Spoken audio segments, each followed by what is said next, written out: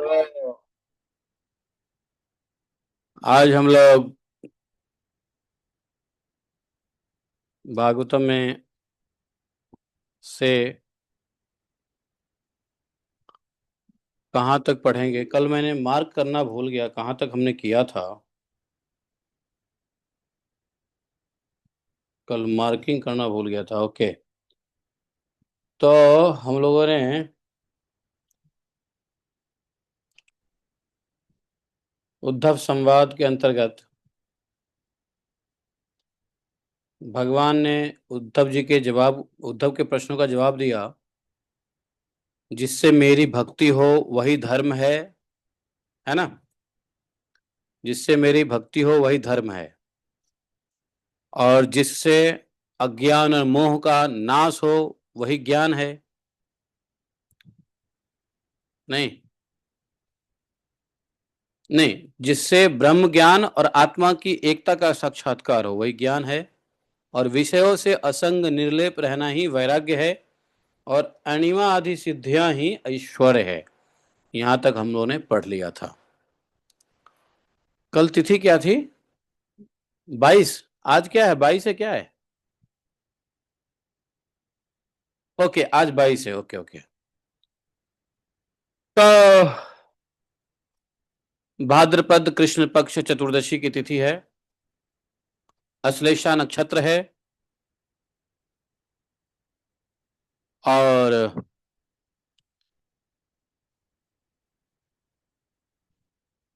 आज वर्षा ऋतु का अंतिम दिन है। जय वर्षा मैया, गुड बाय। आज वर्षा ऋतु का अंतिम दिन है। कल से हम लोग का क्या हो जाएगा? शरद ऋतु। ठीक है।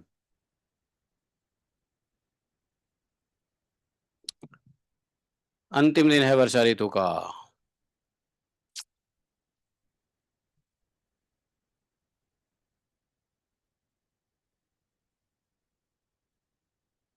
हरे कृष्णा।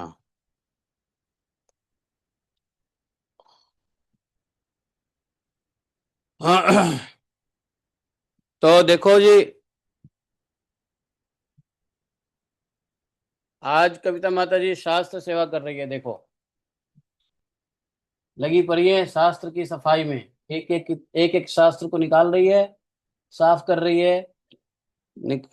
देखा है? ये सेवा भाव है। हाँ, ये आते ही सेवा में लग गई, देख लो। है, देखो, ये सेवा भाव है। इससे हमको सीखना चाहिए, नहीं कि सीखना चाहिए? हाँ। तो हमारे शास्त्र के मंदिर की सेवा चल रही है, मार्जन कर रही है।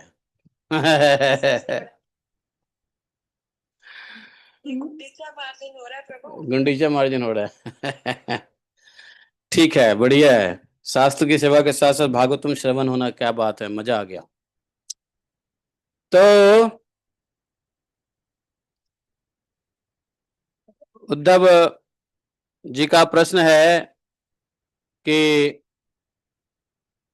उद्धव जी ने यह प्रश्न किया है आगे। उद्धव उवाच।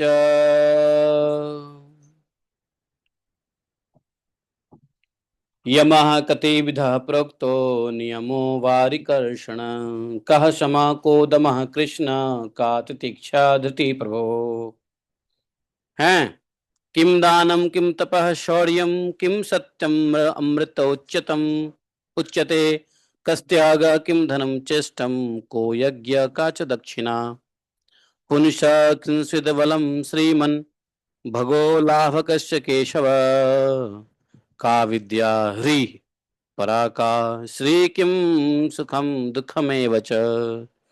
कः पंडितः कस्य मूर्खश्च मूर्खः, कः पंथा उत पथश्च च कः।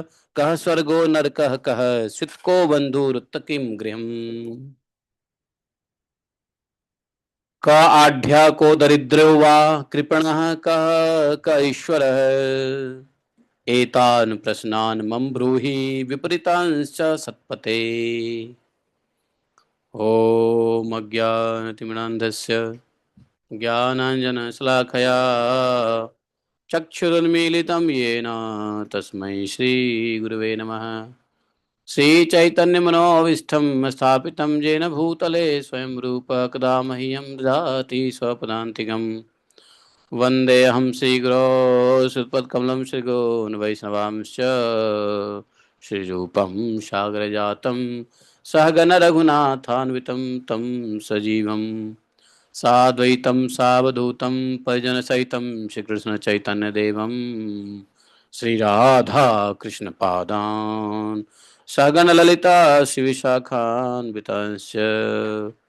हे कृष्ण करुणा सिंधो दीनबंधु जगतपते गोपेश गोपिका कांतम राधा कांतम नमस्तुते।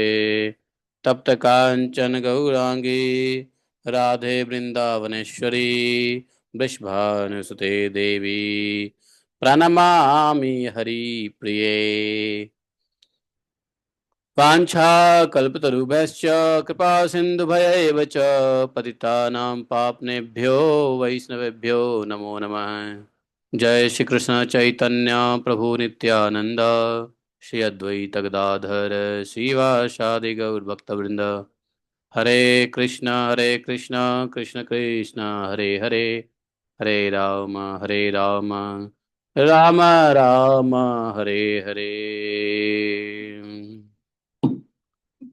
हरे कृष्णा, जय श्री राधे। आवाज आ रही है? Yes yes. अरे आपने बड़ा ब्यूटीफुली सजाया नीचे किताब को।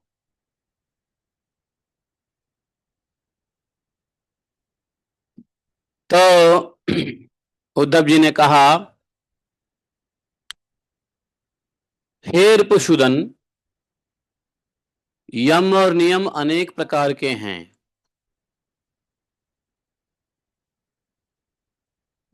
हे श्री कृष्ण, शम क्या है, दम क्या है, तितिक्षा क्या है, धैर्य क्या है। आप मुझको दान, तपस्या, शूरता, सत्य, रित का भी स्वरूप बताइए।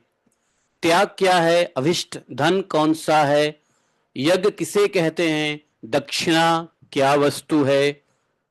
हे केशव, पुरुष का सच्चा बल क्या है, भग किसे कहते हैं और लाभ क्या वस्तु है। उत्तम विद्या, लज्जा, श्री, सुख और दुख क्या है। पंडित और मूर्ख के लक्षण क्या हैं। सुमार्ग कुमार्ग का क्या लक्षण है। स्वर्ग और नरक क्या है। भाई बंधु किसे मानना चाहिए और घर क्या है। अरे वाह, क्या शानदार प्रश्न किया है, जबरदस्त प्रश्न किया है? तो बोले, देखो, पंडित और मूर्ख के लक्षण क्या हैं, सुमार्ग और कुमार्ग का लक्षण क्या है, किसको सुमार्ग कहेंगे किसको कुमार्ग कहेंगे, इसके लक्षण बताइए। स्वर्ग और नरक क्या है, भाई बंधु किसे मानना चाहिए, हैं? देखो, भाई बंधु में लगे रहते हो ना। अब यहां भगवान से सुन लो, भाई बंधु वास्तव में किसको मानना चाहिए, और घर क्या है, वास्तविक घर क्या है? सच्चा धन कौन सा है, यज्ञ किसको कहते हैं, दक्षिणा क्या है? सच्चा बल क्या है, भग क्या है, लाभ क्या है, विद्या, लज्जा, श्री, सुख, दुख क्या है। ये सब बात पूछ लिया। बताओ, कलयुग के प्राणी को सिखाने के लिए उद्धव जी ने डायरेक्ट भगवान के मुंह से ही सब अ, उत्तम से उत्तम उत्तर, प्रश्नों के उत्तर दिलवा रहे हैं सुख, हैं उद्धव जी। अब जो भगवान के मुख से जो उत्तर निकलेगा वो क्या होगा, अल्टीमेट। इससे बढ़िया कोई उत्तर हो ही नहीं सकता है। इसलिए अब समझ लो, जो भगवान बताएंगे वही फाइनल एंड अल्टीमेट है। भगवान के मुख से जो ये ज्ञान है यही वेद है, यही वेद है, यही ब्रह्म ज्ञान है। चूंकि ब्रह्म यह ज्ञान दे रहे हैं, यही ब्रह्म ज्ञान है, नहीं है? है? तो बोले भगवान ने कहा, क्या कहा? अहिंसा सत्यमस्तेय असंगो हृषसंचय अस्तिक्यम ब्रह्मचर्यम च मौनम स्थैर्यम क्षमा भयम। भगवान ने कहा उद्धव जी, हाँ अरे रे रे रे रे, ठहरो ठहरो ठहरो। उद्धव जी के थोड़े से और प्रश्न थे जो मैंने भूल गया बताना आपको। बोले धनवान और निर्धन में किसे कहते हैं?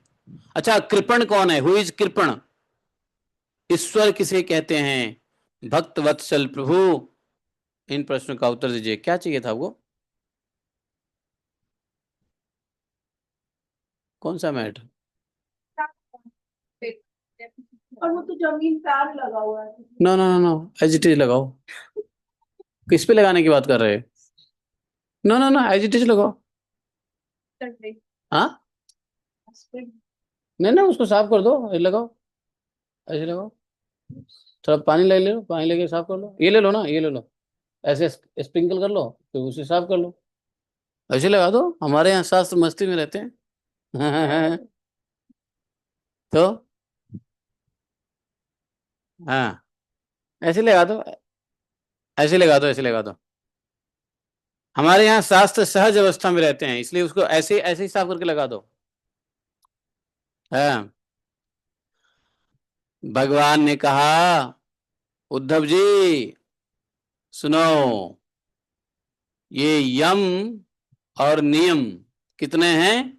तो यम 12 है और नियम भी 12 है। अब भगवान के मुताबिक यम कितने हैं? सत्य, अहिंसा, अस्तेय, असंगता, लज्जा, असंचय, आस्तिकता, ब्रह्मचर्य, मौन, अस्थिरता, क्षमा, अभय। ये यम है। 12 यम भगवान ने बताया, समझे? महर्षि पतंजलि ने 5 यम बताया। क्या? अहिंसा, सत्य, अस्तेय, ब्रह्मचर्य।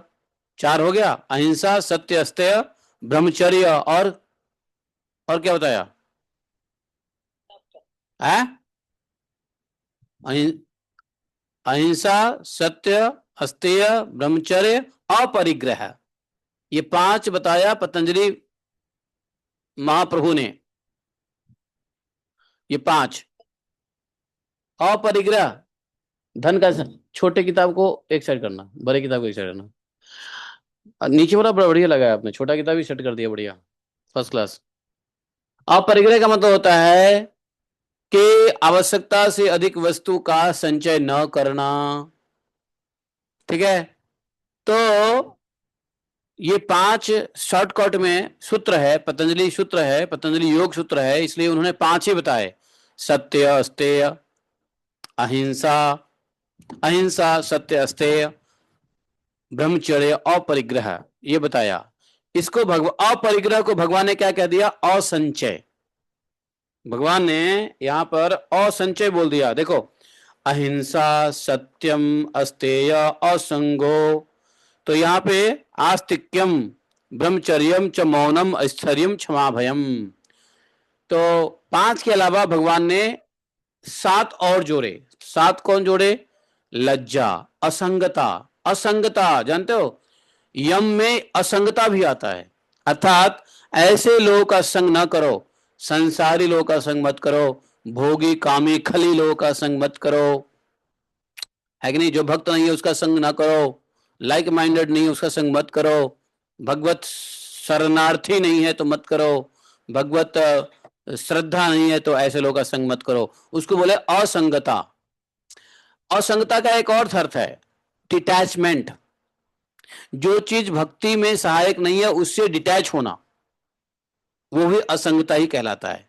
तो असंगता का मतलब डेफिनेटली क्या हो सकता है? एक्चुअल मीनिंग यहां है, असंगता का मतलब हो सकता है कि वो डिटैच, डिटैच रहो।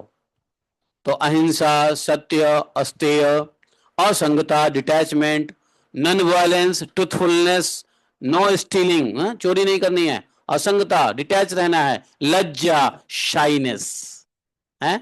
लज्जा भी एक गुण है। 64 भक्तों के 64 क्वालिटी में लज्जा भी एक गुण है। लज्जा, लज्जा भी यम है।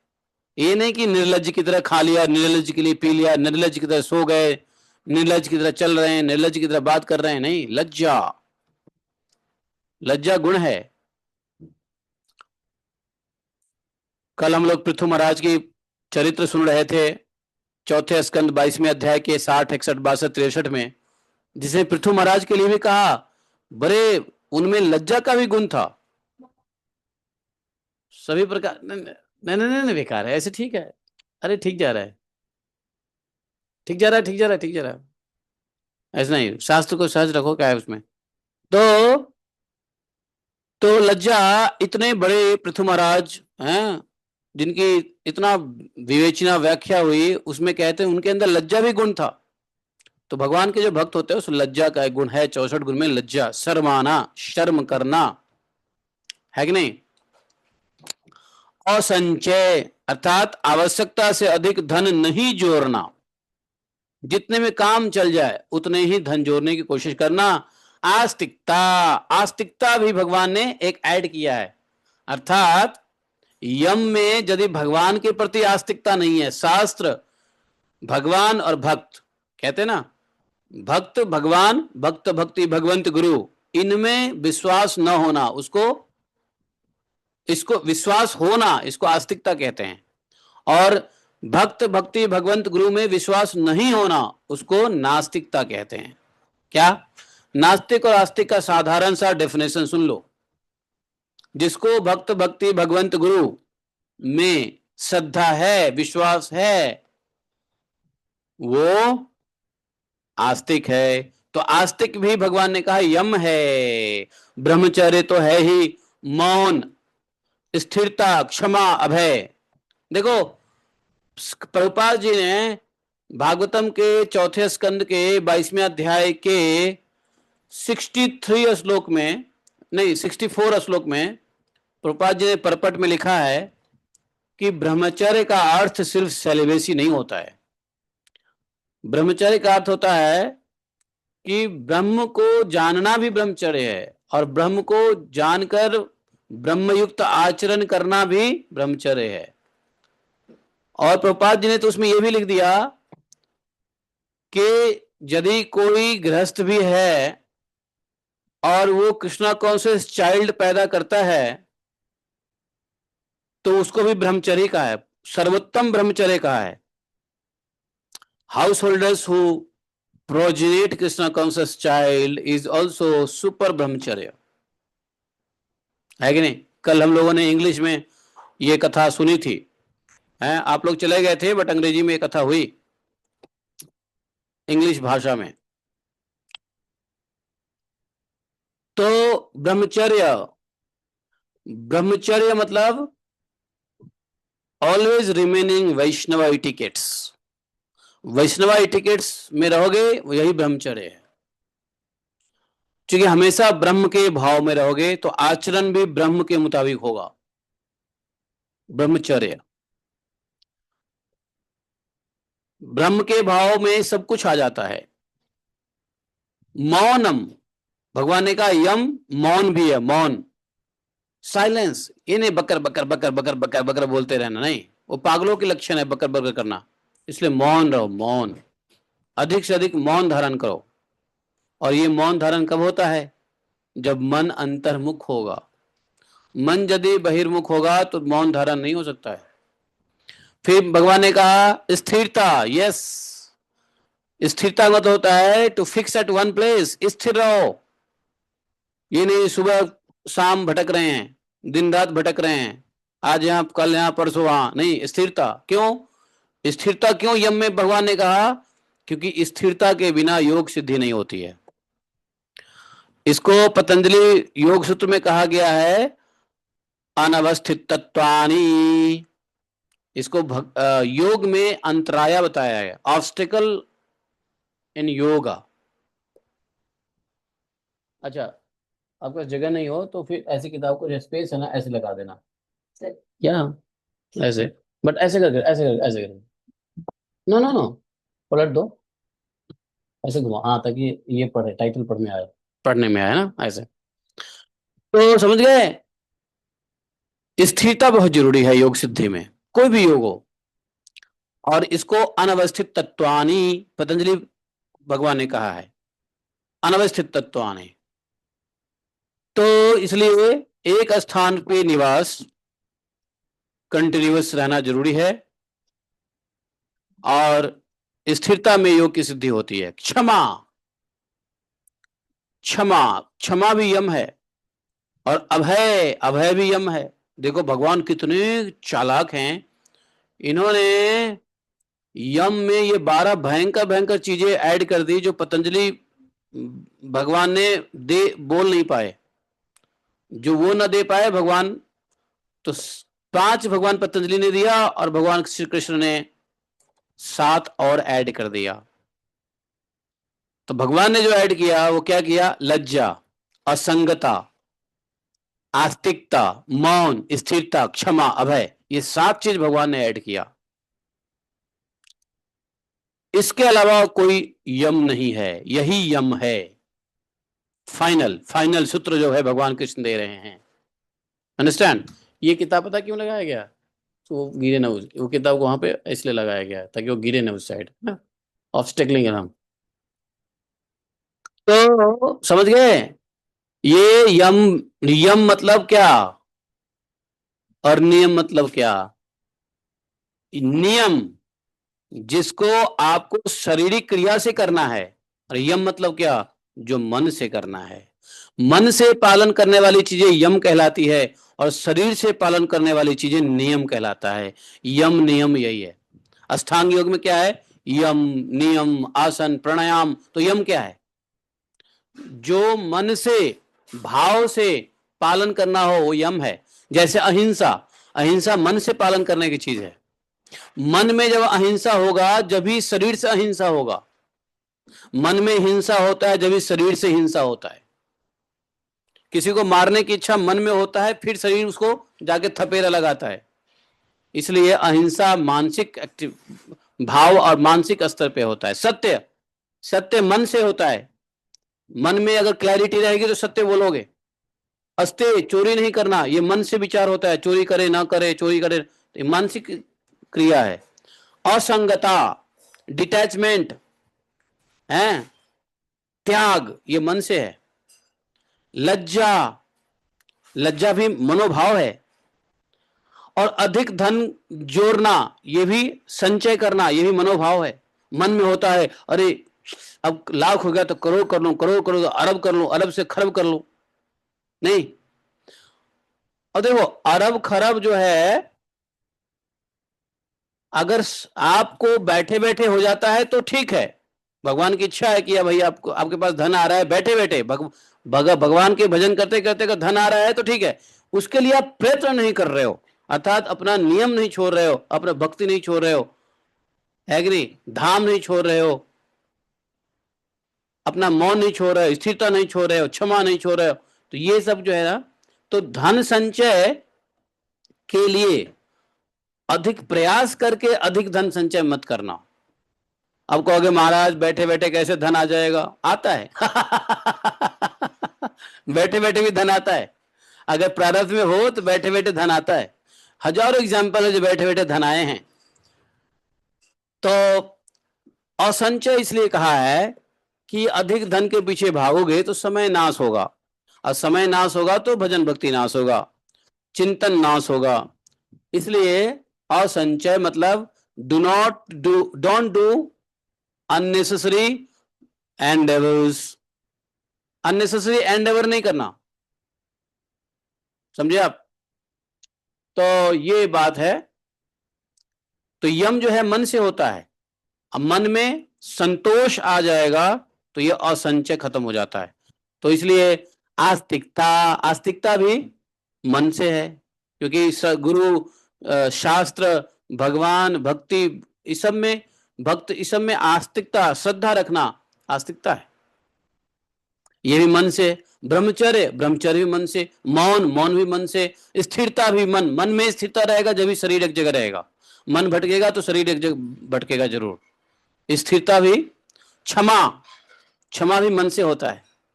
कोई बात नहीं है, गलती किया क्षमा कर दो, गलती हो गई क्षमा कर दो। है ना, क्षमा भी मन से होता है। अभय, अभय फियरलेसनेस, ये भी मन से होता है। अरे डरते मन से हो या शरीर से हो? है, भय और डर कहाँ मन से होता है शरीर से होता है? मन से होता है। तो जो चीज मन से, अगर कोई पूछे कि व्हाट इज यम, यम क्या है, तो बोलो जो मन और भावना से पालन करने वाली चीजें हैं उसको यम कहते हैं। तो नियम क्या है? जो शरीर से पालन करने वाली चीज है उसको नियम है। नियम कितने हैं? भगवान ने कहा 12 हैं। क्या?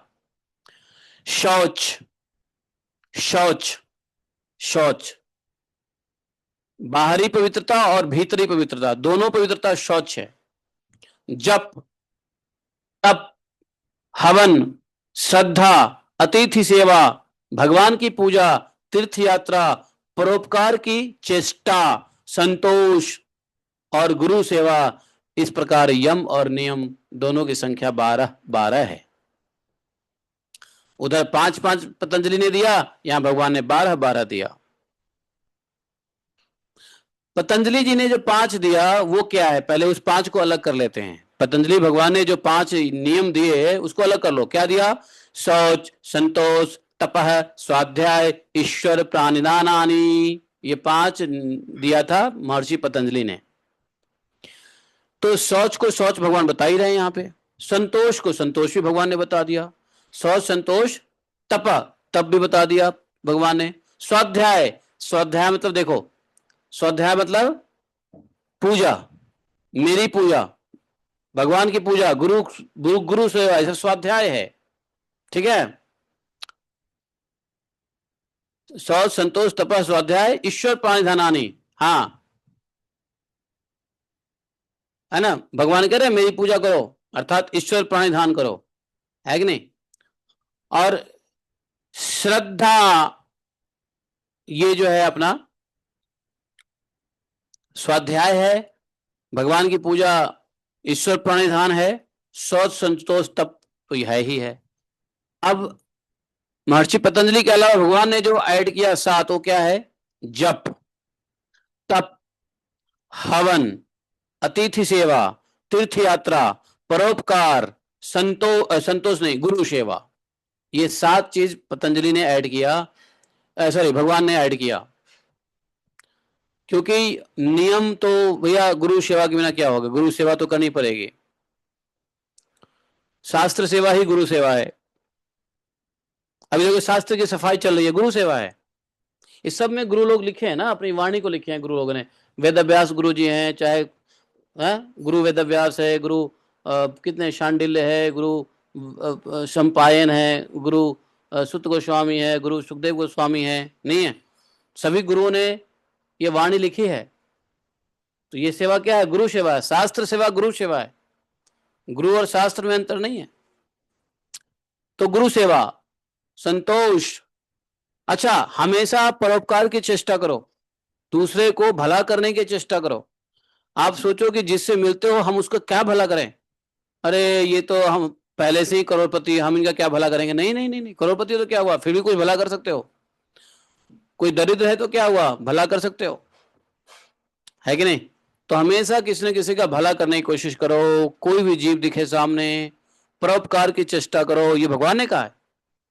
जब भी करो, तब भी करो, हवन भी करो, श्रद्धा भी करो, संतोष भी रखो, गुरु सेवा भी करो, चेष्टा भी करो, है क्या हुआ।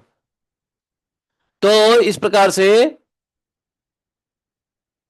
ये यम और नियम दोनों की संख्या 12 12 बताई है, समझे। टेबल पर रख लीजिए, टेबल पर रख लो। तो इस प्रकार से यम नियम 12 बताया है। तो नियम क्या है? जो शरीर से करने की चीज है, शारीरिक क्रिया। और यम क्या है? जो मानसिक अधिक है, शारीरिक कम। नियम में क्या है? शारीरिक अधिक है, मानसिक कम। वैसे तो हर क्रिया में मन और शरीर दोनों रहता है, हर क्रिया में मन और शरीर दोनों रहता है, लेकिन अधिक कभी किसी में मानसिक रहता है, कभी किसी में शारीरिक अधिक रहता है, समझे। तो यम जो है अधिक मानसिक क्रिया है और नियम जो है अधिक शारीरिक क्रिया है। उद्धव जी, जो पुरुष इनका पालन करते हैं, किसका? यम नियम का, उसको मिलता क्या है? यम नियम के पालन करने वाले को क्या मिलता है? इच्छा अनुसार उन्हें भोग और मोक्ष दोनों प्रदान करते हैं। यम नियम, मात्र यम नियम पालन कर लोगे, जो इच्छा करोगे वही भोग मिलेगा। चाहे वैकुंठ का भोग इच्छा करोगे तो वही भोग मिलेगा। अब बोलोगे वैकुंठ का भोग है या योग है तो योग, लेकिन वही गुणातीत भोग है।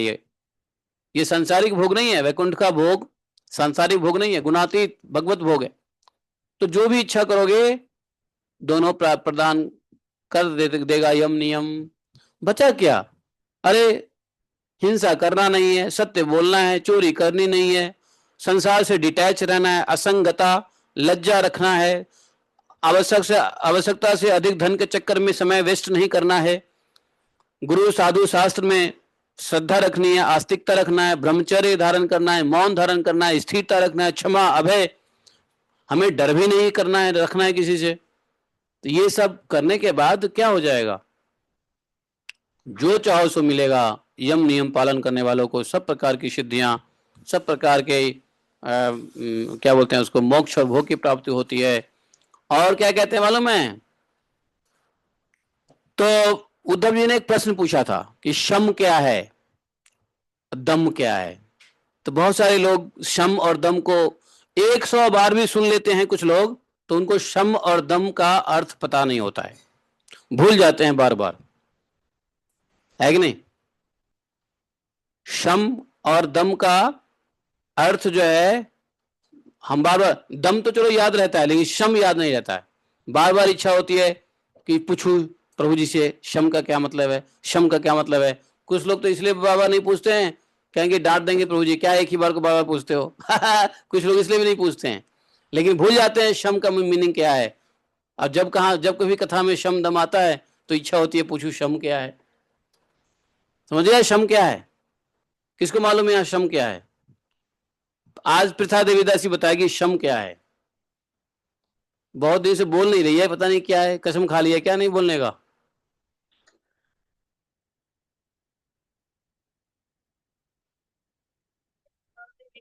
लेकिन आप ही हैं जो शम दम के बारे में कई बार पूछ चुके हैं। मुझे मालूम है। आप ही हैं जो शम के बारे में बार बार पूछते हैं, लेकिन शम मैं जानता हूँ ना, सब भूल जाते हैं लोग बाग।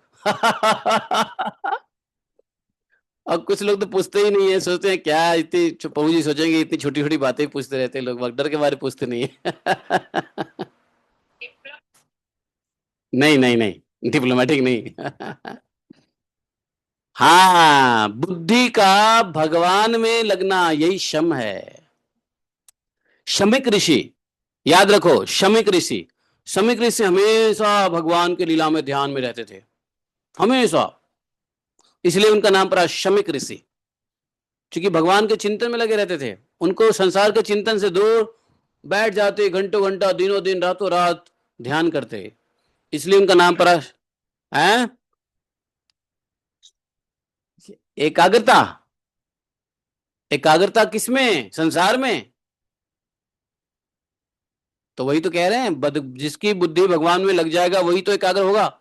तो बुद्धि का भगवान में लगना, अगर एकाग्रता कहोगे तो एकाग्रता का मीनिंग बहुत वास्ट हो जाता है, इसलिए एकाग्रता मत बोलो, बोलो बुद्धि का भगवान में लगना ही शम है ना। और इसको जो ऐसा करते हैं उसको शमिक ऋषि कहते हैं। जिस जिस ऋषि की बुद्धि भगवान में लग जाए वो शमिक है।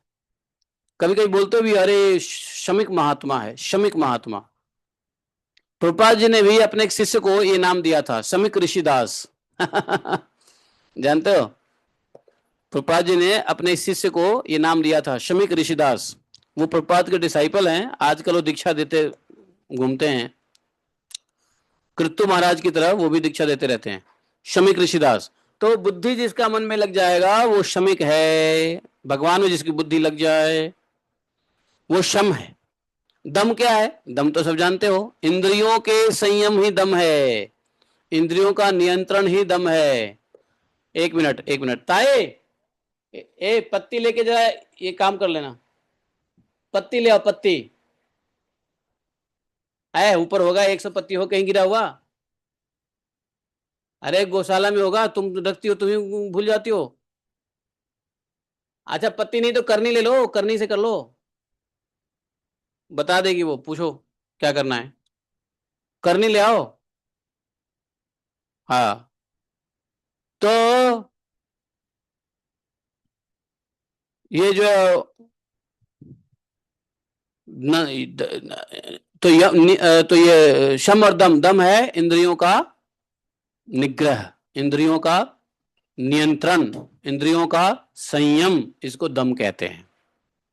कहते ना, ए तुम में दम है क्या? दम का मतलब क्या? क्या तुमने इंद्रियों को संयमित किया है? दम है तो आ। दम का मतलब शारीरिक शक्ति नहीं होता। शारीरिक शक्ति से भी कहीं ऊपर इंद्रियों को दबाने की शक्ति को दम कहते हैं, इंद्रियों को संयम करने की शक्ति को दम कहते हैं। तो शम और दम।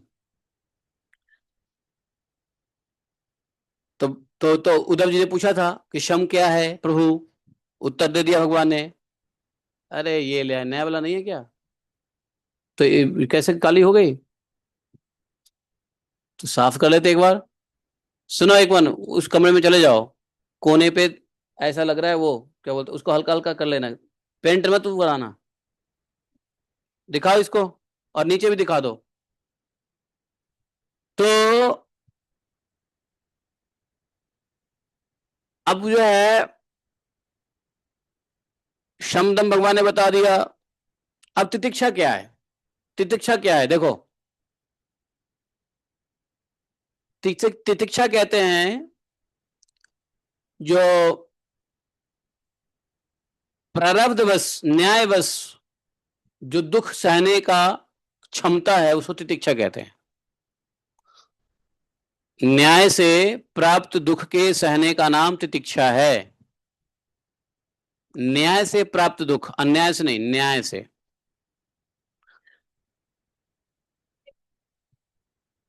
हाँ तितिक्षा, तितिक्षा, तितिक्षा मतलब न्याय से प्राप्त दुख के सहने का नाम तितिक्षा है, भगवान ने कहा। क्या हुआ? अच्छा, तो न्याय से प्राप्त दुख के सहने का नाम तितिक्षा है। अब न्याय से दुख कैसे प्राप्त होगा? होता है, देखो, अ- भक्त लोग क्या सोचते हैं, दुख अपने प्रारब्ध का फल है। तो एक तो दुख होता है,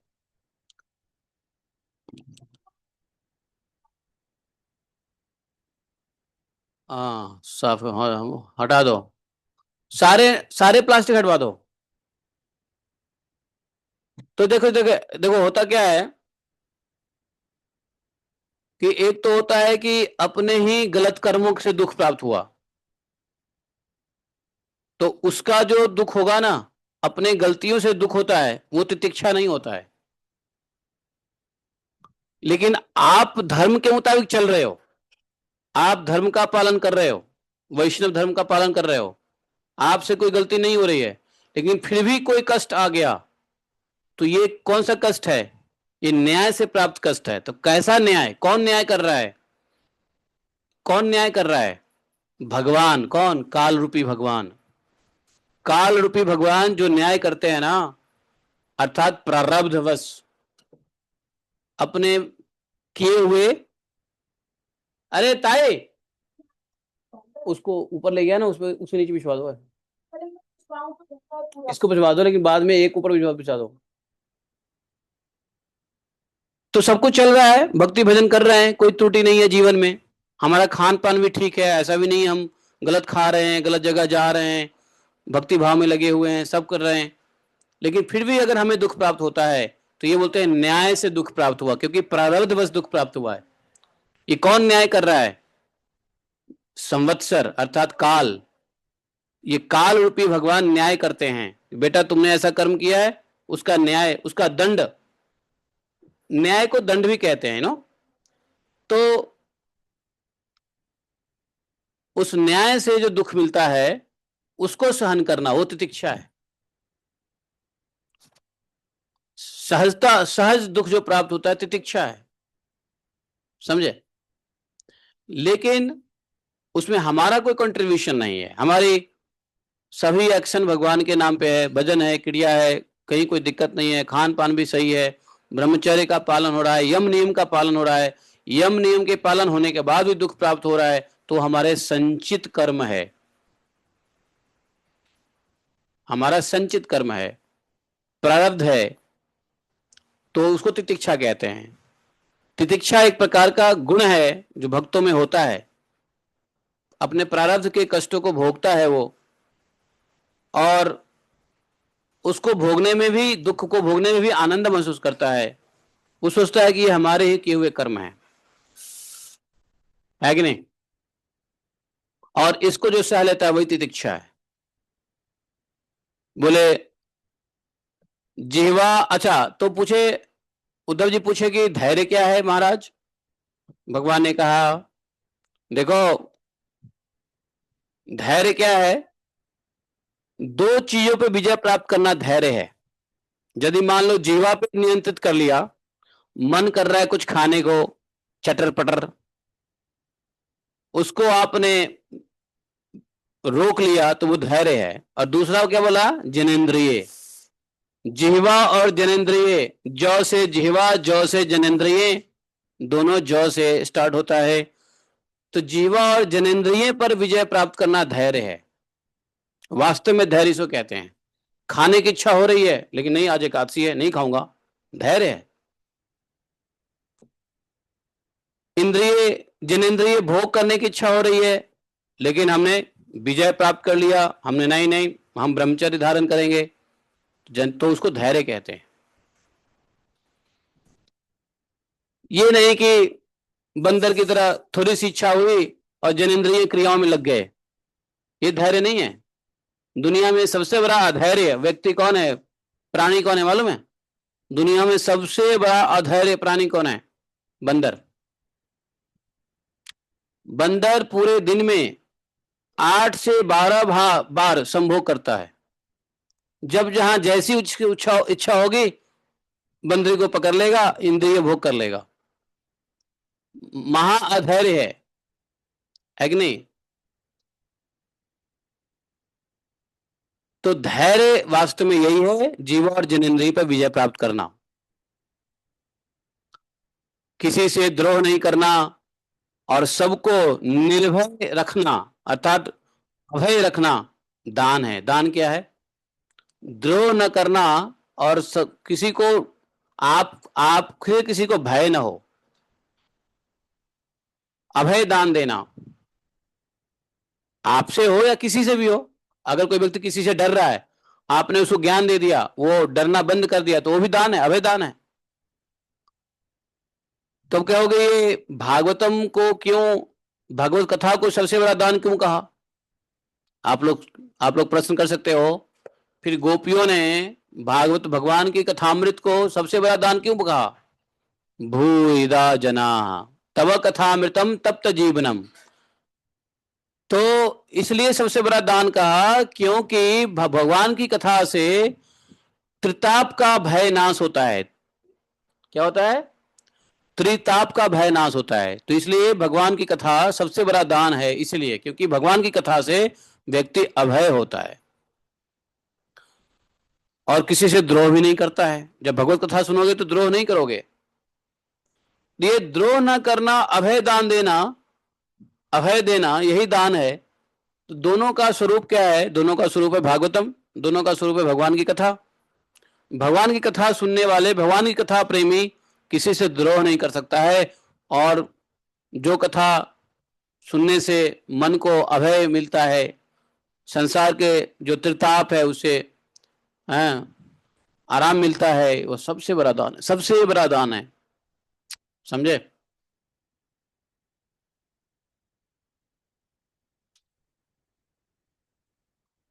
अब बोले तब क्या है महाराज? तो बोले कि देखो, सबसे बड़ा तप क्या है? ये कामनाओं का त्याग कर दो। कामना मतलब डिजायर, इच्छा, काम, कामनाओं का त्याग कर दो, है ना? ये चाहिए, वो चाहिए, ये चाहिए, वो चाहिए, फलाना चाहिए, ढमकाना चाहिए, है कि नहीं? 10 प्रकार की चीजें, ये जो कामनाएं हैं ना, कामनाओं में, वासनाओं में लोग जल रहे होते हैं। तो कामनाओं का त्याग करना पड़ेगा। ये कामनाओं का त्याग ही तप है, समझे? इससे बड़ा कोई तप नहीं है। यदि कोई कामना त्याग कर दे तो इससे बड़ा कोई तप नहीं है। कामना और कामनी दोनों हो सकता है। कामनी का भी त्याग तप है। कामनी के बिना कौन रह सकता है? तो कामनाओं का त्याग करना तप है। और बोले शूरता क्या है, कौन शूरवीर है? तो भगवान ने कहा सुनो, अपनी वासनाओं पर विजय प्राप्त करना ही शूरता है। शूरता, शूरवीरता, जिन्होंने अपनी वासनाओं पर विजय प्राप्त कर लिया। तो यहां प्रश्न आता है, क्या काम और वासना में अंतर है? जी हाँ, काम और वासना में हेयर लाइन डिफरेंस है। काम किसको कहेंगे, वासना किसको कहेंगे? बताओ बताओ। है, काम और वासना में क्या अंतर है? What do you think? क्या सोचते हो? काम और वासना में क्या है? काम और वासना है, बहुत बड़ी सब्जेक्ट है ये, काम और वासना। काम वासना छोड़ो। वासना बॉडीली लेवल पे ऐसा क्या? देखो, काम जो है मन इच्छा काम होता है, और वासना होता है शारीरिक सुख। वासना होता है शारीरिक सुख के पीछे भागना वासना है, और मन की इच्छाओं को के पीछे भागना कामना है। काम वासना इसे कहते हैं, मन और शरीर, है कि नहीं? इसको तकिया कलाम भी कहते हैं, काम वासना। अरे हटा दिया, हट गया, पेंट तो नहीं खराब?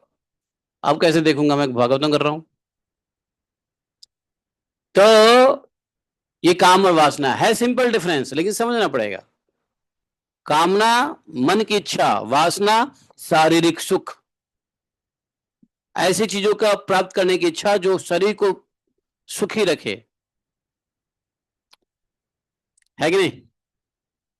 तो शरीर के सुख को त्यागना शूरता, शूरवीरता, और मन की इच्छाओं का त्याग ही तप है, वो कामना हो गया।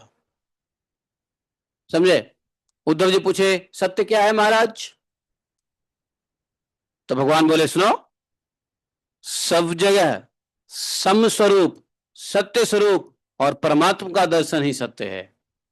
बस, सब जगह भगवान दिखा तो सत्य है। अगर सब जगह भगवान नहीं दिखा तो वह असत्य है। अर्थात किसी स्त्री को देख रहे हैं, अगर उसमें स्त्री दिख रहा है तो असत्य है, वो स्त्री है ही नहीं। सत्य क्या है? आत्मा है, भगवान है उसमें। तो पेड़ पौधा दिख रहा है, तो वास्तव में पेड़ पौधा क्या है? पेड़ पौधा एक उपाधि है। पेड़ पौधा, स्त्री पुरुष का शरीर, या कोई भी चीज हम देखते हैं, उपाधि है। उपाधि शून्य हो करके जब परमात्मा का ध्यान दे करते हैं, सब जगह भगवान का दर्शन होता है, उपाधि का दर्शन नहीं होता है, तो वह सत्य है। समझे? उपाधि में भी उपाधि होता है, जानते हो? उपाधि में भी उपाधि होता है, उसको क्या बोलते हैं? महा उपाधि। जैसे एक व्यक्ति का शरीर है, तो हम कहते हैं वाह कितना बढ़िया शरीर है, हाउ हैंडसम। तो ये एक उपाधि हो गया। उसमें भी वो क्या है? डॉक्टर है, इंजीनियर है, या प्राइम मिनिस्टर है। उपाधि में भी उपाधि है, वो महा उपाधि। तो उपाधि शून्य हो करके जब सब जगह भगवान का दर्शन करते हैं, हमको उपाधि नहीं दिखता है, भगवान दिखते हैं, परमात्मा का दर्शन होता है, वही सत्य है।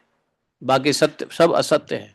या शरीर असत्य है, या पेड़ पौधा प्रकृति असत्य है, या सुंदर खराब अगली ब्यूटी सब असत्य है। सब असत्य है। सत्य क्या है? सब में परमानंद है, परम आनंद, परमात्मा का आनंद मिल रहा है दर्शन करके, यही सत्य है। और कहा? सर्वत्र। कैसे? सम स्वरूप, एक जैसा, सत्य स्वरूप। सर्वत्र सम स्वरूप, सत्य स्वरूप, भगवान का दर्शन ही सत्य है। इसको समझना थोड़ा बड़ा कठिन है, इस सत्य को। ये सत्य का अल्टीमेट डेफिनेशन है, इससे अल्टीमेट डेफिनेशन कुछ हो ही नहीं सकता है। समझे कि नहीं समझे?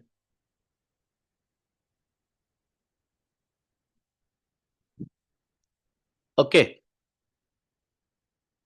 मतलब इसको, इस पुराण को ऊपर रख दो, ऊपर, इस पुराण को ऊपर रख दो, ऊपर।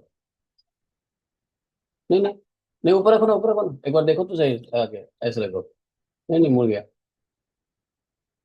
हाँ, बढ़िया लगेगा। हाँ, बस ऐसे रख दो, फर्स्ट क्लास। ठीक है। प्रथम, द्वितीय, तृतीय, चतुर्थ, पंचम, षष्ठ, ठीक है। तो समझे? अच्छा, तो उद्धव जी ने कहा, महाराज रित क्या है, रित है? तो बोले, जिस इसी प्रकार सत्य और मधुर भाषण को ही महात्माओं ने रित कहा है। सत्य और मधुर भाषण दोनों मिल गया तो रित है, अर्थात सब जगह परमात्मा दिख रहा है, और उसमें भी अगर बोली वचन मधुर है तो यह रित है। शौच क्या है, शौच क्या है? तो बोले देखो, कर्मों में आसक्ति न होना ही शौच है। सबसे बड़ा शौच है कर्मों में ना आसक्ति नहीं होना। ये कपड़ा लत्ता धो के श्रृंगार पटार कर लिया, ये शौच नहीं है। शौच है कर्मों में आसक्ति न होना, क्योंकि सारी गंदगी कर्मों में आसक्ति होने से होता है। वास्तव में गंदगी क्या है? जब हम कर्म में, संसारिक कर्म में आसक्त हो जाते हैं तो वो सबसे गंदा वही चीज है। और सबसे साफ शौच क्या है? जब संसार के कर्मों में आसक्ति नहीं होगा तो वो शौच है, हैं? कामनाओं का त्याग, सन्यास क्या है? कामनाओं का त्याग सच्चा सन्यास है। मन से सारी इच्छाएं खत्म हो जाए तो सच्चा सन्यास है। अच्छा, कामना से ही वासना आती है। अगर कामना खत्म हो जाए तो वासना ऐसे ही खत्म हो जाएगा। मन से शरीर आता है ना। तो बोले कि सन्यास क्या है? कामनाओं का डिजायरलेस होना, कामनाओं का त्याग है, वो सन्यास है। सच्चा सन्यास यही है। अब सन्यास का दीक्षा ले लिया, डंडा ले लिया, वस्त्र पहन लिया, लेकिन मन से कामना नहीं गया तो सन्यास नहीं है। भगवान ने कहा दैट इज नॉट अल्टीमेट सन्यास। अल्टीमेटली सन्यास यही है। हो गया, काफी है, रहने दो, एक ही हमारी काफी है।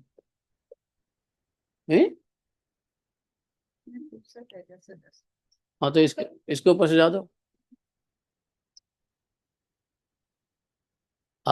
शिव महापुराण जी को नीचे रख दिया आपने, इसको ऊपर रखना चाहिए। इनके ऊपर शिव महापुराण को रख दो, शिव महापुराण को उनको ऐसे स्टैंड करके फिर ऊपर रख दो। समझे सन्यास क्या है? अच्छा अच्छा, सुनो। अब उद्धव जी बोले, महाराज धन क्या है, धन क्या है, धन धन बताओ, वास्तव में धन क्या है?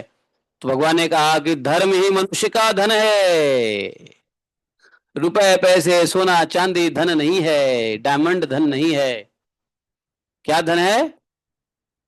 धर्म ही मनुष्य का धन है। धर्म नहीं तो गरीब हो गया, धन नहीं है, धन ही नहीं है। अच्छा, यज्ञ क्या है? बोले कि मैं परमेश्वर ही यज्ञ हूं, भगवान ही यज्ञ हैं। दक्षिणा क्या है महाराज? बोले ज्ञान का उपदेश देना ही दक्षिणा है। ज्ञान का उपदेश देना ही दक्षिणा है। प्राणायाम क्या सबसे बड़ा बल क्या है? देखो, भगवान से पूछा सबसे बड़ा बल क्या है, तो भगवान ने कहा प्राणायाम परमम बलम। महर्षि पतंजलि ने भी यही कहा, प्राणायाम परमम बलम। देखो, सबसे बड़ा बल प्राणायाम है। यदि आप प्राणायाम कर लेते हो तो शरीर में आपका बल है, प्राणायाम नहीं किया तो बल नहीं है। हाँ, ये खाना पीना बना लिया, झाड़ू पोछा कर लिया, सोचते हो मैं तो बड़ा बलशाली हूं, हमारे शरीर में बहुत ताकत है, ये बल नहीं है। प्राणायाम करो, यदि प्राणायाम कर लिए तो बलवान हो गए। अल्टीमेटली बलवान होने का यही लक्षण है, प्राणायाम। अभी मत पूछना प्राणायाम कैसे करें महाराज, अब ये सब बात की बात है, योगा क्लास की बात है। और उद्धव जी ने कहा भग क्या है? तो बोले मेरा ईश्वर है, भगवान का ईश्वर ही भग कहते हैं। भग, भग क्या है? भगवान का ईश्वर है। और भगवान का ईश्वर क्या है बताओ? भगवान का ईश्वर क्या है? भगवान के 6 ईश्वर है। वैसे तो अनंत ऐश्वर्यशाली भगवान है, बट मुख्य रूप से 6 ऐश्वर्य है। तो ये ऐश्वर्य ही भग है। और जिसके पास भगवान का ऐश्वर्य का थोड़ा सा भी अंश होता है वो भाग्यवान होता है। कहते ना, अरे बड़े आप भाग्यवान हो। भाग्यवान का क्या मतलब हुआ? भगवान के ऐश्वर्य का थोड़ा सा भी अंश प्राप्त हो गया, भगवत ऐश्वर्य प्राप्त हो गया, तो उसको कहते हैं भाग्यवान। अरे बड़ी ए भाग्यवान नहीं। तो भग ये है, इसको कहते हैं भग। और भगवान के पास सारे ऐश्वर्य हैं, इसलिए भगवान को क्या कहते हैं? भगवान इसलिए कहा गया। कृष्ण को भगवान इसलिए कहते हैं क्योंकि ही इज हैविंग ऑल ऐश्वर्य।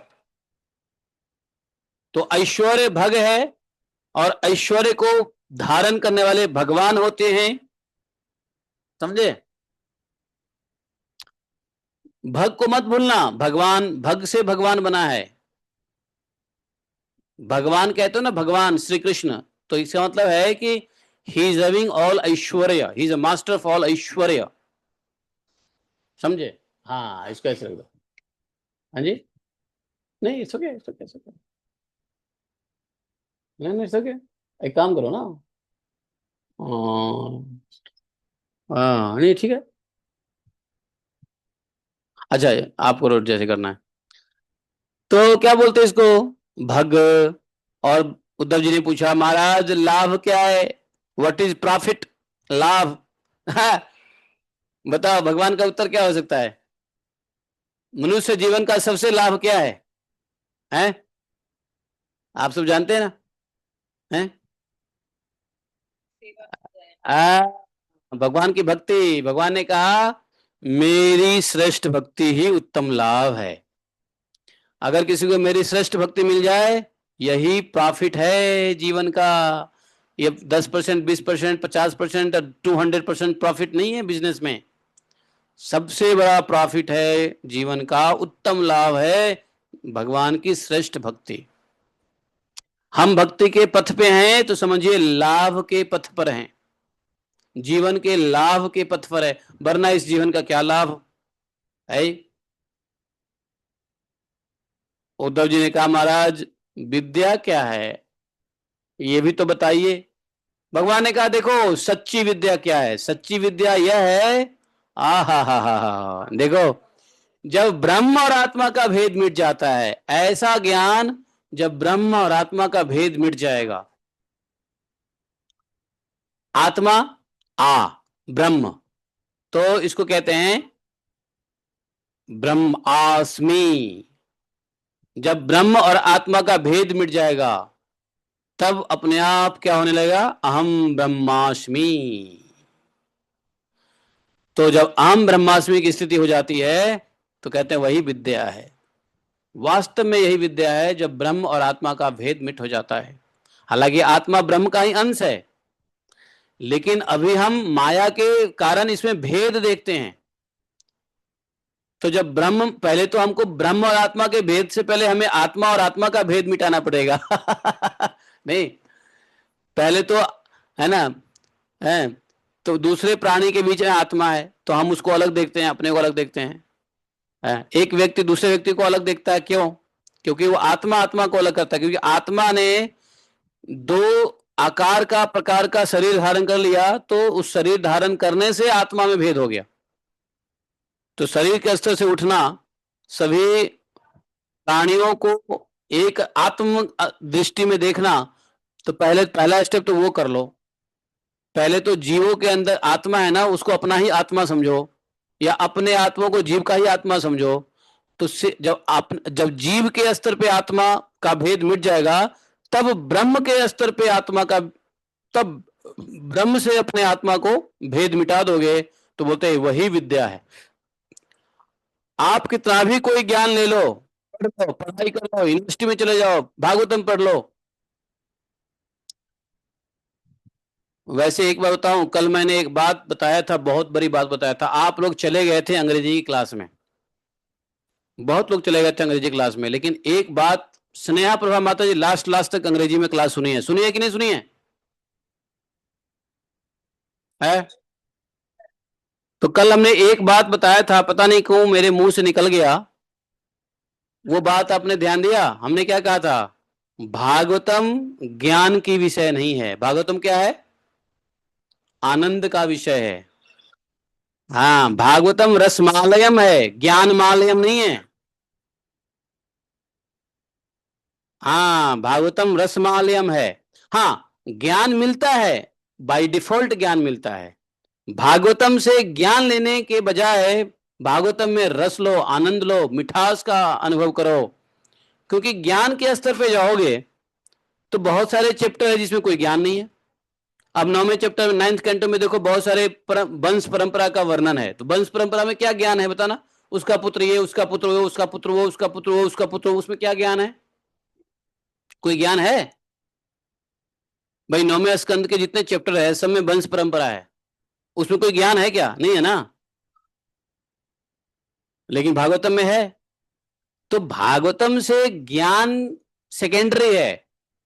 भागवतम का मेन जो पर्पस है वो है रसमालयम, आनंद, भगवान के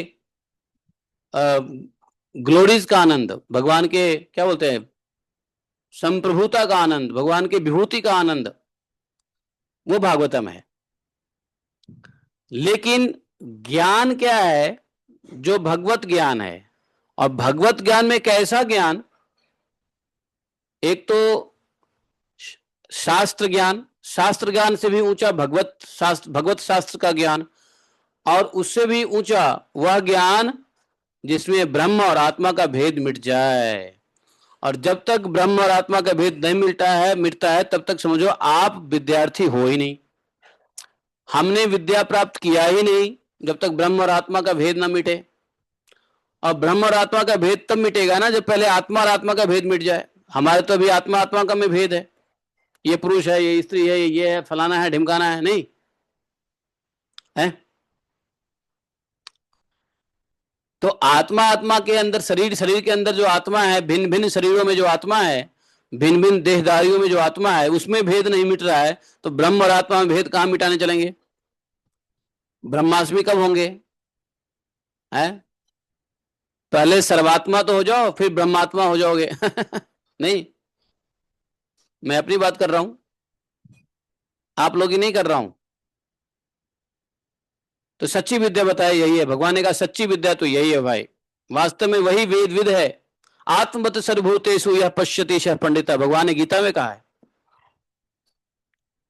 है कि नहीं? पंडित वही है जो आत्मवत सर्वभूतेषु, सभी भूतों को आत्मवत समझे, ना कि शरीरवत। हम लोग अभी क्या समझ रहे हैं सभी भूतों को? शरीरवत। लेकिन पंडित वह है जो आत्मवत। और सच्चे में विद्याधर वह है जो ब्रह्म और आत्मा को ब्रह्मास्मि समझता है। ओ वाह वाह वाह वाह वाह वाह, महाराज क्या ज्ञान दे रहे हैं आप। उद्धव जी बड़े विभाव विहोर हो रहे हैं, आंखों से आंसू झलक रहा है ऐसी ज्ञान को पा करके, भगवान के मुंह से ऐसी बातों को पा करके। आ हा हा, उद्धव जी आनंद में है।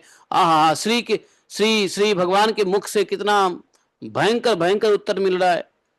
ऐसा उत्तर जो दिल को, मन को शांत कर दे, चित्त को शांत कर दे। भगवान जो उत्तर दे रहे हैं उसमें अल्टीमेट है, कोई प्रश्न नहीं, कोई किंतु परंतु नहीं। उद्धव जी को आनंद आ रहा है सुनते हुए। उद्धव जी का महाराज तो लज्जा क्या है ये भी बता दीजिए, लज्जा क्या है? भगवान ने कहा सुनो, लज्जा किसको कहते हैं? पाप करने से घृणा होना ही लज्जा है। पाप करने, वास्तव में लज्जा क्या है? पाप करने से घृणा, अर्थात पाप जब नहीं करने की इच्छा होगी तो वाकई में लज्जा वही है। पाप कर रहे हैं और सर झुका रहे हैं, वो लज्जा थोड़ी ना होता है, उसको लज्जा नहीं बोलेंगे। वास्तव में लज्जा यह है जो पाप करने मात्र से घृणा हो। नहीं नहीं नहीं नहीं, तवा तवा तवा, मैं ये नहीं करूंगा, राम राम राम राम, ये मैं नहीं तो ये पाप न करने, पाप पाप अगर करने से घृणा हो, पाप करने से घृणा हो, इसको लज्जा कहते हैं। अच्छा, श्री क्या है? बोले निरपेक्षता आदि गुण ही शरीर का सच्चा सौंदर्य श्री है। निरपेक्षता आदि गुण, देखो निरपेक्षता आदि गुण बताया भगवान ने। तो निरपेक्षता के साथ और कौन कौन से गुण है जो शरीर का सच्चा सौंदर्य है? तो निरपेक्षता, दयालुता, करुणा, मुदिता, ये सब सच्चा श्री है, सच्चा लक्ष्मी है यही।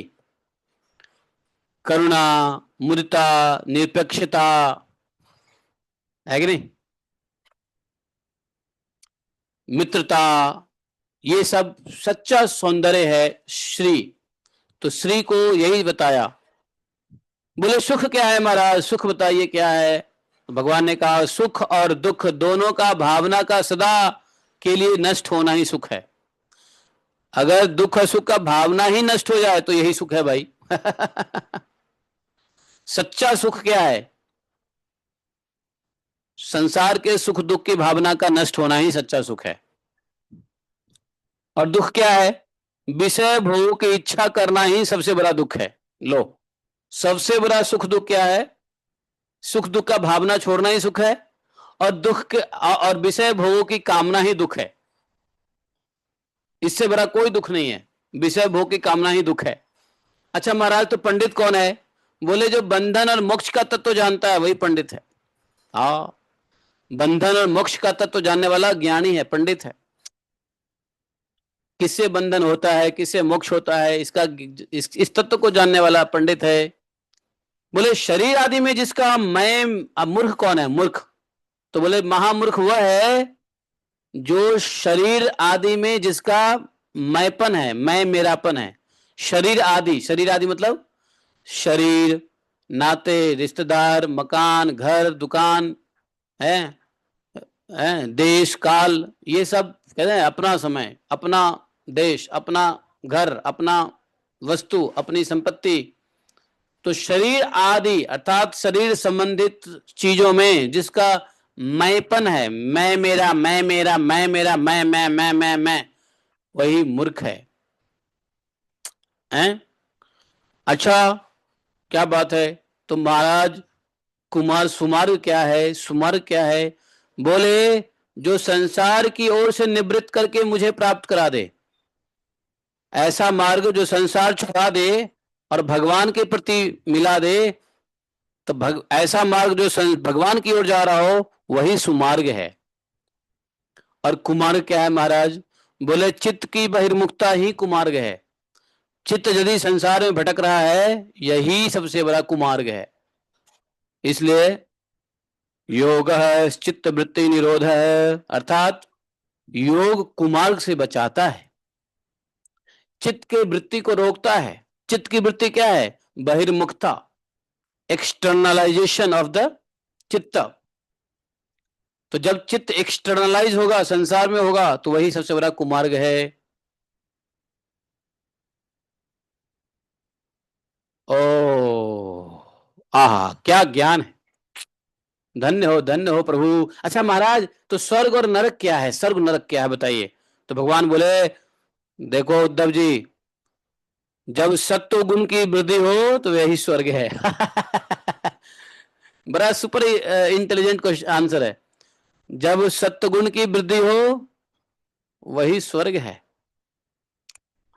और प्रिय मित्र उद्धव, नर्क क्या है।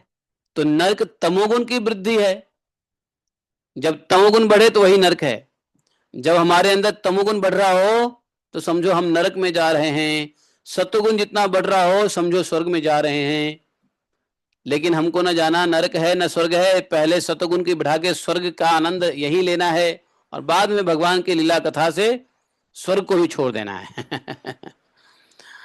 तो बोले कि अच्छा महाराज ये बताइए कि सच्चे में भाई बंधु कौन है, सच्चा भाई बंधु कौन है, सच्चा भाई बंधु कौन है। बोले जो तुमको भगवत ज्ञान देने चाहता है वही भाई बंधु है। सच्चा भाई बंधु वही है जो भगवत रास्ते पे ला रहा हो, जो भगवान का ज्ञान दे रहा हो, अर्थात गुरु ही सच्चा भाई बंधु है। गुरु ही सच्चा भाई बंधु है। और गुरु कौन है, जो भगवान के रास्ते पे चला है वही गुरु है, भगवान के बारे में बताए वही गुरु है। तो बोले वो सच्चा भाई बंधु है। आप अपने शरीर से उत्पन्न हुए, एक ही मां के गर्भ से उत्पन्न हुए भाई बंधु को भाई बंधु मत समझो। जो वैष्णव आपको भगवान के रास्ते में ला रहा है वही सच्चा भाई बंधु है। वो शिक्षा गुरु हो गया ना, दीक्षा गुरु और शिक्षा गुरु दोनों सच्चा भाई बंधु है। और भगवान ने कहा वह गुरु मैं हूं। तो बोले कि गुरु कौन है? प्रश्न ये भी किया, महाराज गुरु कौन है? तो भगवान बोले गुरु मैं हूं, मैं ही गुरु हूं। कृष्णम वंदे जगत गुरु। नहीं, बोले कि मैं ही गुरु हूं। ओहो हो। अच्छा महाराज घर क्या है, धनी कौन है? तो बोले कि यह मनुष्य शरीर ही सच्चा घर है। ये शरीर जो है ना, मनुष्य शरीर, यही सच्चा घर है। और वास्तव में सच्चा धनी वह है जो गुणों से संपन्न है, जिसके पास गुणों का खजाना है, जिसके चित्त में असंतोष। दरिद्र कौन है? बोले जिसके चित्त में असंतोष है, जिसके हृदय में असंतोष, अभाव का बोध है। हाय हाय मेरे पास ये नहीं है, ये होता तो अच्छा होता, ऐसा होता तो वैसा होता, ओहो हे भगवान ऐसा कर दो वैसा। जिसके हृदय में वास्तव में अभाव रहता है, हमेशा संतोष नहीं रहता। ये नहीं कि भगवान ने जो दिया आहा बहुत दिया, मेरे को जो दिया बढ़िया दिया आहा। तो जिसके अंदर ऐसी भाव नहीं है वो दरिद्र है। वास्तव में हृदय में चित्त में असंतोष और अभाव का ज्ञान ही, अभाव की भावना ही दरिद्रता है। कोई पैसे से दरिद्र नहीं होता, कोई कपड़ा लत्ता खाने पीने से दरिद्र नहीं होता। असंतोष अभाव का बोध ही दरिद्र है। समझे? कितना बढ़िया उत्तर दिया भगवान ने। नहीं, धनी कौन है? जो गुणों से संपन्न है, सद्गुणों से संपन्न है, वो धनी है। गुणी व्यक्ति धनी है। धनी व्यक्ति धनवान नहीं होता, गुणी व्यक्ति धनवान होता है, जिसके अंदर गुण। बोले कि वाह क्या बात है महाराज, जय हो जय हो जय हो। आपने तो आनंद दिला दिया अपने उत्तर से। महाराज कृपण क्या है? कृपण क्या है? ईश्वर क्या है? तो भगवान ने कहा सुनो, जो जितेंद्रिय नहीं है वही कृपण है। जिसकी इंद्रियां बहक रही है खाने पीने रहने सहने भोगने में, वो कृपण है। और जितेंद्रिय कृपण है। ईश्वर क्या है? समर्थ स्वतंत्र।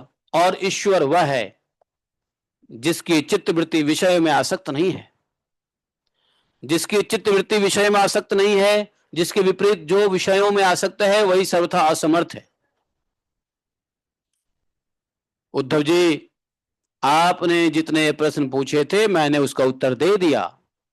इनको समझ लेना मोक्ष मार्ग में सहायक है। देखो भगवान ने क्या कह दिया, कह दिया कि इसको समझ लोगे ना, ये जो उत्तर दिया भगवान ने, इसको समझ लेने से मोक्ष मार्ग में हेल्प मिलेगा। मैं तुम्हें गुण दोष का लक्षण अलग अलग कहां तक बताऊं, सबका सारांश इतने में समझो कि गुणों और दोषों पर दृष्टि जाना ही सबसे बड़ा दोष है। देखा, सबसे बड़ा दोष क्या है कि गुण दोष देखना, गुण और दोषों पर दृष्टि डालना ही दोष है। और गुण दोषों पर दृष्टि न जाकर अपने शांत निसंकल्प स्वरूप में स्थित रहना, वही सबसे बड़ा गुण है। गुण क्या है? गुण दोषों, किसी दूसरे के गुण दोषों पे दृष्टि मत डालो और शांत हो जाओ। बिना किसी इच्छा संकल्प के अपने स्वरूप में स्थित रहो, यही सबसे बड़ा गुण है। बोले महाराज किसी के दोष पे दृष्टि नहीं डालना चाहिए, लेकिन गुण पे दृष्टि क्यों ना डालें? हैं?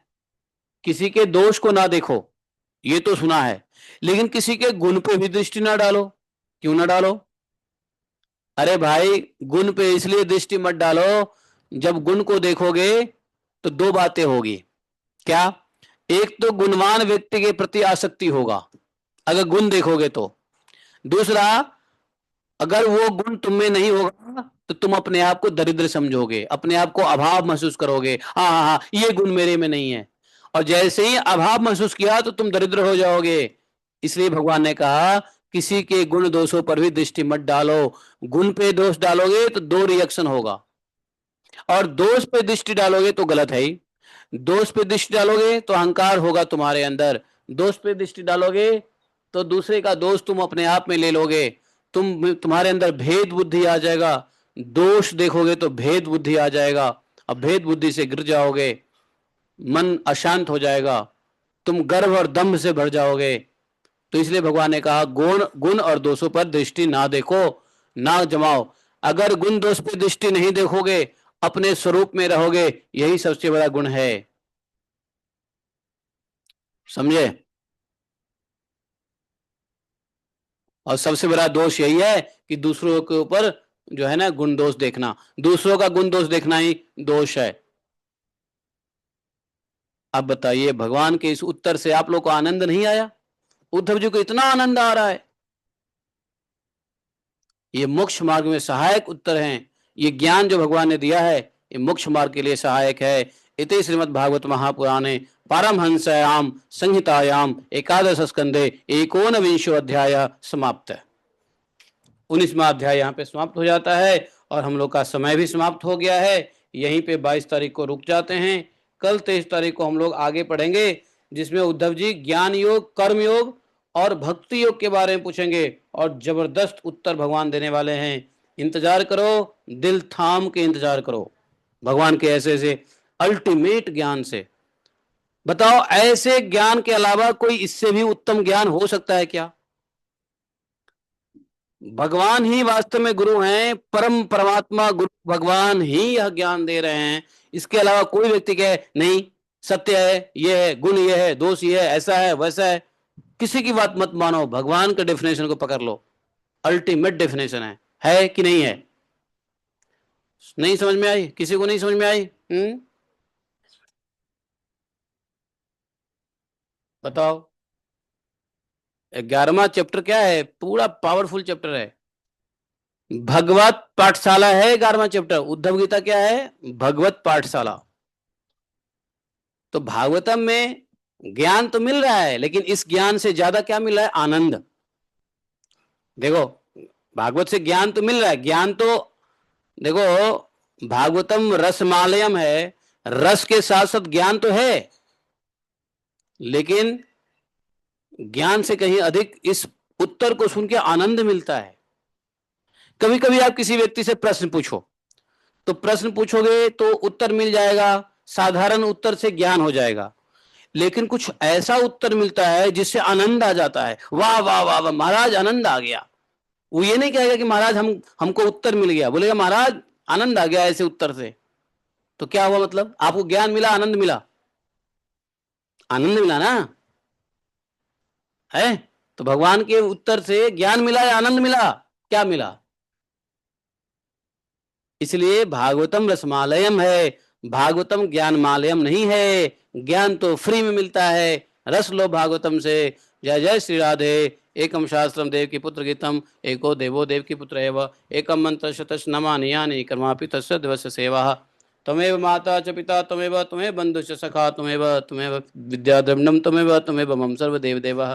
कृष्णाय वासुदेवाय हरे परमात्मने प्रक्लेशनाशाय गोविंदाय नमो नमः। हे कृष्ण करुणा सिंधु दीन बंधु जगतपते, गोपेश गोपिका कांतम राधा कांतम नमोस्तुते। तप्त कांचन गौरांगी राधे वृंदावनेश्वरी, वृषभानुसुते देवी प्रणमामि हरिप्रिये। वाञ्छा कल्पतरुभ्यश्च कृपा सिन्धुभ्येव च, पतितानां पापनेभ्यो वैष्णवेभ्यो नमो नमः। जय श्री कृष्ण चैतन्य प्रभु नित्यानंदा, श्री अद्वैत गदाधर श्रीवासादि गौर भक्तवृंद। Hare Krishna Krishna Krishna Hare Hare, Hare Ram Ram Ram Hare Hare. Thank you very much.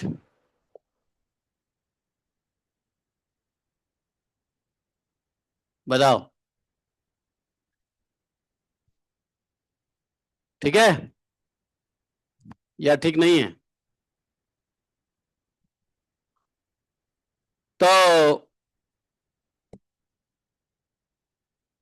जयति ते अधिकं जन्मना ब्रज, शयत इंदिरा शाश्वतत्र हि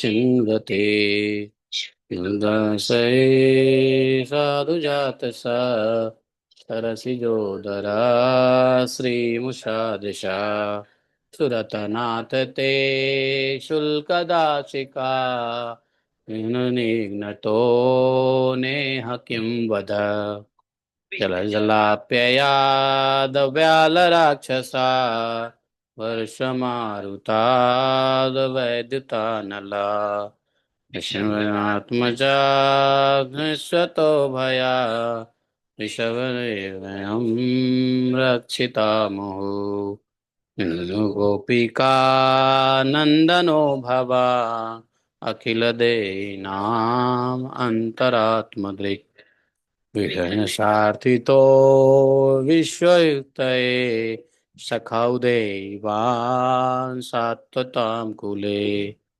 यथा वयं विष्णुदूर्यते संस्कृते भया हम कामदं गतिरयिना श्रीकरग्रहम् रत्नातिहन्निर्दयोषिता स्वरामेवृतम् राधा